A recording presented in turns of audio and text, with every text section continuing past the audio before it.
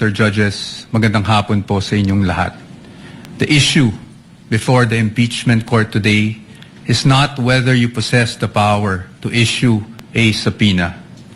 The real issue is whether such power may be exercised in a manner that disregards due process and compels the production of documents and information beyond what is allowed by law.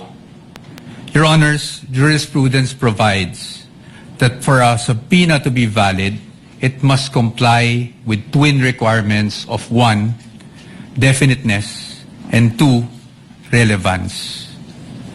Ibig sabihin po nun, dapat particularly describe po ang nasasaklaw ng subpoena at dapat may direktang kaugnayan sa ginagawang paglilitis.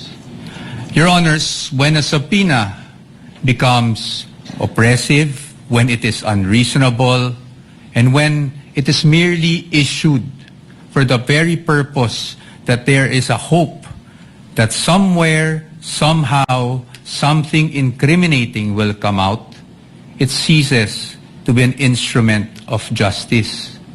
It becomes a weapon of a fishing expedition.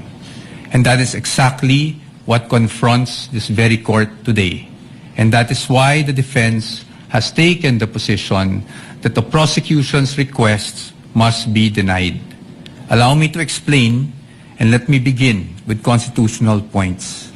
Our first point, Your Honors, due process. Impeachment is primarily a legal and constitutional procedure with political characteristics. It is sui generis, but it is not a purely political proceeding. Ibig sabihin po nun, the Bill of Rights, especially the due process clause, applies in all stages of the impeachment process. Your Honors, those are not my words. Those are the words of the Supreme Court in Duterte versus House of Representatives. And that is the law of the land. When we speak of due process, we offer a simple proposition that evidence must be present to support each and every accusation. Pero hindi po yon yung nangyari dito. Balikan po natin kung saan nagsimula itong proceeding na ito. I have here with me, Your Honors, copies of the Zabalia and Cabrera complaints, both filed before the House of Representatives. Both accused the Vice President of allegedly amassing unexplained wealth, both with voluminous attachments, yet not one attached a document to support that accusation. Not a single financial transaction record, not even a single SALN. In fact, it was only after these complaints were filed, and more significantly, only after the respondent had filed her answer before the Committee on Justice, that committee started searching for evidence to somehow support these accusations through, again, the issuance of subpoenas. Your Honors, we objected then, and we are still objecting now, because with all due respect, the position of the defense is that is the very definition of a fishing expedition. Your Honors, in our legal system, it is not permitted to accuse now and then just look for proof later on. That is not how due process works. Hindi po dapat natin pinapayagan yan. Moving on to my second point, Your Honors, let's talk about relevance. It is our position that the requests of the prosecution are in fact fatally overbroad. Bakit po fatally overbroad? An impeachable offense is an act or omission committed while the public official is occupying an impeachable office, not before being elected or appointed to such position. Again, Your Honors, those are not my words. Those are the words of the Supreme Court in Duterte versus the House of Representatives. That is controlling, and that is the law of the land. Yet here, Your Honor, today, the prosecution is requesting for documents spanning almost 2 decades, almost 20 years, dating as far back as 2007. Your Honors, it is a fact na noong 2007, ang respondent ay vice mayor pa lamang. Definitely not an impeachable office, Your Honors. How is that relevant? It is the position of the defense that it is not.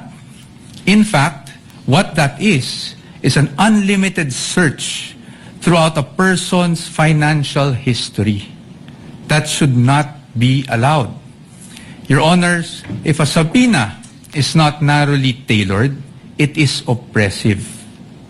For these reasons alone, we are of the position that the request should already be dismissed. Nonetheless, if the impeachment court were to extend its utmost liberality, which the prosecution have asked for in their memorandum, we'd like to point out, Your Honors, that Congress itself, the Senate and the House of Representatives, enacted laws that specifically prohibit the disclosure of these information that the prosecution is asking for now. Let us go through them one by one. Let's start with RA 9160 as amended by RA 11521, which is the Anti-Money Laundering Act. Your Honors, the prosecution is asking for covered transaction reports, suspicious transaction reports, financial intelligence reports, again, spanning almost 2 decades. However, it is clear under Section 8A, which we are flashing on the screen right now, na bawal po yun. Disclosure is prohibited under this provision, Your Honors. It is in black and white. Meron po bang exception? Wala po. Impeachment is not an exception. Had Congress wanted to make impeachment as an exception, madali lang naman pong ilagay yun sa batas. Pero hindi po iyon nagawa. Now, in fact, I also have here copies of the Financial Intelligence Report and another report from the AMLAC, the Information Management Analysis Group, which were already marked as exhibits, Your Honor, and is in the records of the court. Exhibit D2-8-P1, where it says specifically that it should not be, the information should not be used as evidence in formal proceedings, Your Honors. Clearly, Your Honors, to compel AMLAC officials to disclose such information would be to compel them to violate the law. Let's move on now to the tax records, Your Honors. Prosecution is asking for tax records, so let's look at the tax code. Section 270 of which criminalizes disclosure of taxpayers' information. Meron po bang exception sa batas na ito? Meron po, but it is limited. Kasama po bang impeachment? Hindi po. That is very clear. Again, Congress wanted to put an exception for impeachment. They could have easily done so, but they did not.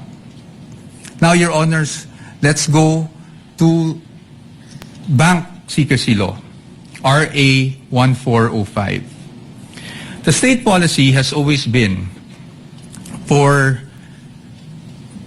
favor the secrecy of bank deposits, Your Honors.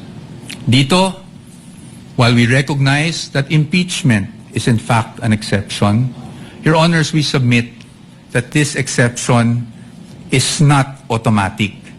Meaning, hindi porket may exception for impeachment, pwede na kaagad natin buksan ang lahat ng bank records na hinihingi ng prosecution. Why?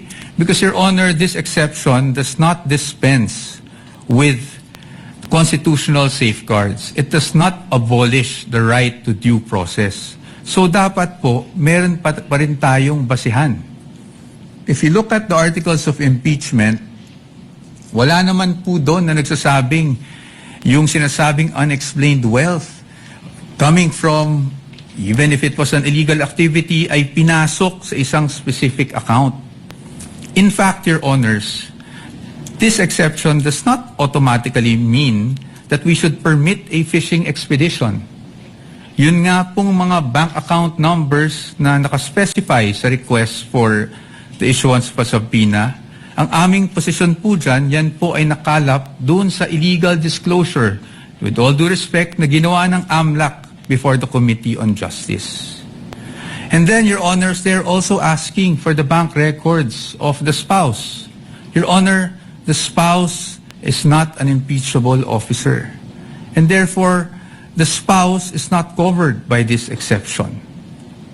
Again, Your Honors, we should not allow this. In closing, Your Honors, the prosecution has repeatedly invoked accountability. Your Honors, we agree with them. No one is above the law. But in the same manner, no one must fall below or be outside the protection of the law. Impeachment is indeed a powerful constitutional tool. But Your Honors, impeachment is not a magic word or a magic wand that one can just wave to transform an illegal act into a legal act, to transform unlawful access to lawful access. That is not what the Constitution contemplates. That is not what the laws enacted by Congress contemplate. And that is not something that the Honorable Impeachment Court should allow. We submit, Your Honors. Thank you very much. The gentleman still has 2 minutes and 48 seconds, which we shall credit, similar to the request of the prosecutor, to your rebuttal should you desire to use it. Kami ang boses ng masa, hindi natatakot. Katotohanan lang, di kami nalulunod. Walang bahid ng sismis, lahat ay totoo. Kahit sino ka pa, pag mali ka babanatan ka. Walang pinipiling kulay, wala kaming kinikilingan. Basta para sa bayan, kami lalaban.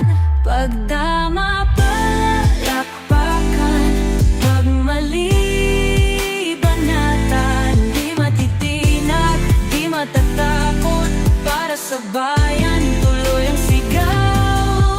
Sa harap ng kamera, walang halong takot.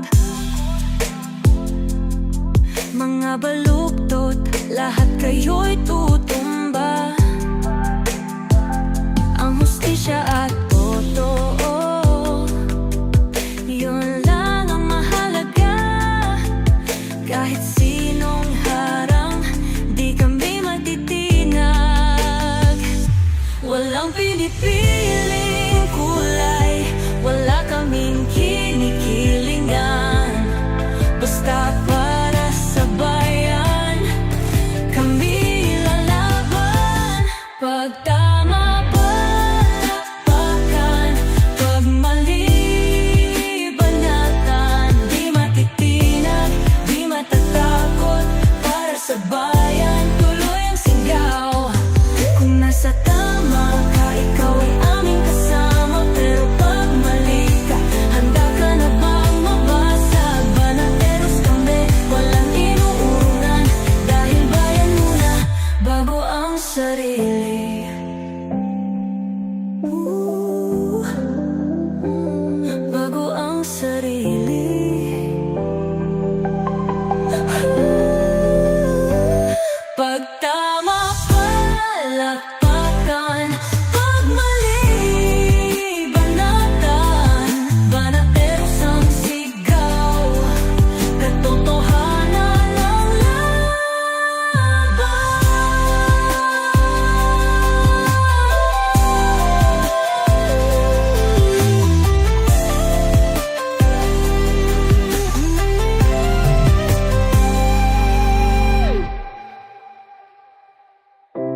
Sa harap